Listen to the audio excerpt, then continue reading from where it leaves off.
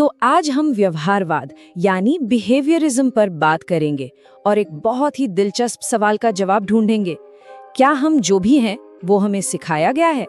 क्या हम वैसे ही पैदा होते हैं जैसे हम हैं, या फिर हमारा माहौल हमें बनाता है? आइए इसी की पड़ताल करते हैं। तो ये सवाल हमें सीधे मनोविज्ञान की सबसे बड़ी बहस पर ले आता है, नेचर वर्सेस नर्चर। मतलब हमारा बर्ताव हमारी जीन्स तय करती हैं या हमारा पालन पोषण, हमारे अनुभव। व्यवहारवाद इस पर एक बहुत ही बोल्ड स्टैंड लेता है।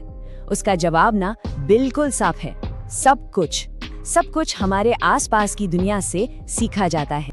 तो फिर ये व्यवहारवाद, ये बिहेवियरिज्म आखिर है क्या? देखिए, आसान शब्दों में कहें तो ये एक थ्योरी है जो मानती है कि हमारा हर बर्ताव, चाहे वो अच्छा हो या बुरा, वो बाहरी दुनिया के साथ हमारे इंटरैक्शन का नतीजा है। मतलब इसके हिसाब से हम सब एक कोरी स्लेट, एक ब्लैंक स्लेट की तरह पैदा होते हैं और हमारे अनुभव उस पर अपनी कहानी लिखते हैं। अच्छा, तो सवाल ये है कि ये इतना क्रांतिकारी आइडिया आया कहाँ से? इसके पीछे कौन लोग थे? क्योंकि ये साइकोलॉजी को देखने का एक बिल्कुल ही नया नजरिया था। इसकी कहानी शुरू होती है 20वीं सदी की शुरुआत में जॉन बी वॉटसन के साथ, जिन्हें इसका फाउंडर माना जाता है। और फिर तो एक के बाद एक बड़े नाम जुड़ते गए। इवान पावलोव, एडवर्ड थॉर्नडाइक और B.F. स्किनर। इन सब ने इस आइडिया को आगे बढ़ाया और हमें बताया कि हम सीखते कैसे हैं। और इन सबका एक मूल मंत्र था, एक कोर बिलीफ। वो क्या था? अगर किसी चीज को देख या माप नहीं सकते तो उसकी साइंटिफिक साइकोलॉजी में कोई जगह नहीं है। सोचिए, इसका मतलब है हमारी फीलिंग्स, हमारे ख्याल, इन सबको उन्होंने स्टडी से बाहर कर दिया।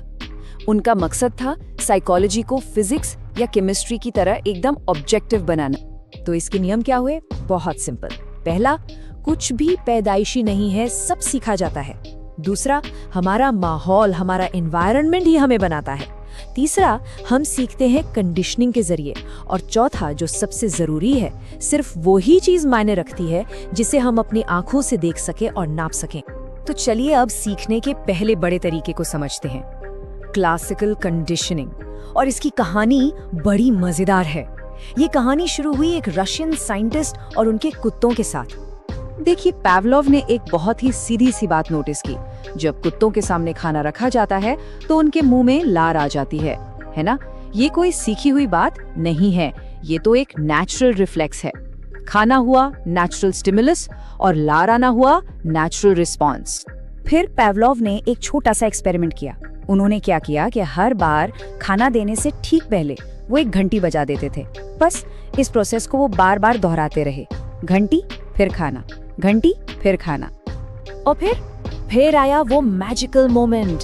कुछ टाइम बाद पावलोव ने सिर्फ घंटी बजाई, खाना नहीं दिया, और गेस व्हाट? कुत्तों के मुंह में फिर भी लार आ गई। क्यों? क्योंकि उनके दिमाग ने घंटी की आवाज को खाने के साथ जोड़ना सीख लिया था। बस इसी को कहते हैं क्लासिकल कंडीशनिंग। ओके, तो ये तो हुई एक बात। अब आते हैं सीखने के दूसरे बड़े सिद्धांत पर। पावलोव ने हमें दिखाया कि हम चीजों को एक दूसरे से कैसे जोड़ते हैं, लेकिन B.F. स्किनर ये जानना चाहते थे कि हमारे एक्शन के जो नतीजे होते हैं, जो कॉन्सिक्वेंसेस होते हैं, वो हमारे बर्ताव को कैसे बदलते हैं। और इसके लिए उन्होंने बनाया अपना फेमस स्किनर बॉक्स। सोचिए, एक बॉक्स है, उसके अंदर एक चूहा है और एक लीवर।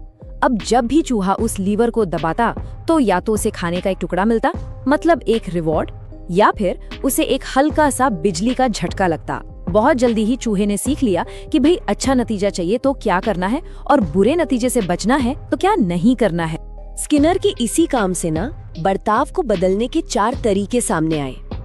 देखिए, अगर किसी बर्ताव को बढ़ाना है तो 2 तरीके हैं। या तो कुछ अच्छा दो, जैसे कोई इनाम, इसे कहते हैं पॉजिटिव रीइंफोर्समेंट। या फिर कुछ बुरा हटा लो, जैसे किसी अलार्म को बंद कर देना, ये हुआ नेगेटिव रीइंफोर्समेंट। और अगर किसी बर्ताव को कम करना है तो भी 2 तरीके हैं। या तो कुछ बुरा दो, जैसे डांट पड़ना, ये है पॉजिटिव पनिशमेंट। या फिर कुछ अच्छा छीन लो, जैसे फोन ले लेना, ये है नेगेटिव पनिशमेंट। इसी पूरी चीज को एडवर्ड थॉर्नडाइक ने बहुत ही खूबसूरती से एक लाइन में समझा दिया।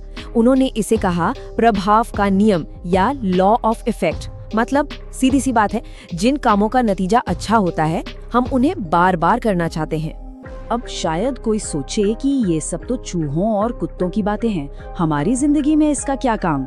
सच्चाई ये है कि व्यवहारवाद के ये सिद्धांत हर जगह हमारे चारों तरफ काम कर रहे हैं। सोच कर देखिए, स्कूलों में अच्छे ग्रेड्स के लिए जो स्टार्स मिलते हैं वो क्या है? Positive reinforcement.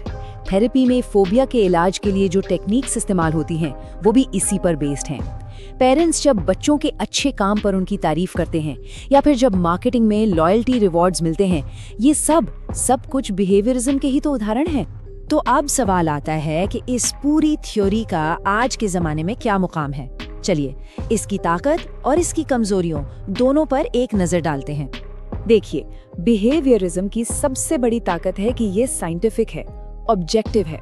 इसके आइडियाज को टेस्ट किया जा सकता है, मापा जा सकता है, और ये बहुत प्रैक्टिकल भी है। एजुकेशन से लेकर थेरेपी तक कई फील्ड्स में इसके सिद्धांतों ने सच में लोगों की मदद की है। लेकिन इसकी कमजोरियां भी उतनी ही बड़ी हैं। सबसे बड़ी कमी ये हमारे अंदर क्या चल रहा है, हमारी सोच, हमारी फीलिंग्स, हमारे इमोशंस, इन सब को पूरी तरह से इग्नोर कर देता है। ये इंसान को एक मशीन की तरह देखता है जो सिर्फ इनाम और सजा पर रिएक्ट करता है।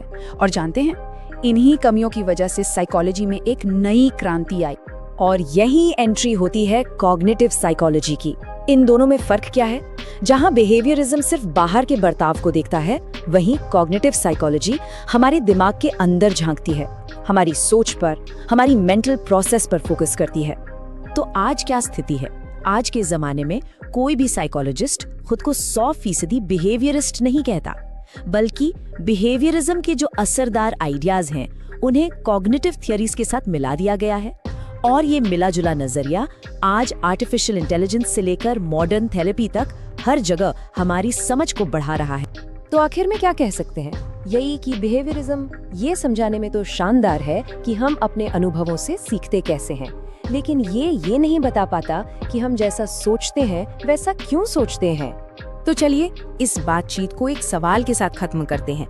जरा अपनी डेली रूटीन के बारे में सोचिए। सुबह उठने से लेकर रात को सोने तक आपके कितने काम सिर्फ सीखी हुई आदतें हैं, ऐसी आदतें जो इनाम और दोहराव से बनी हैं? शायद उससे कहीं ज्यादा जितना हम सोचते हैं।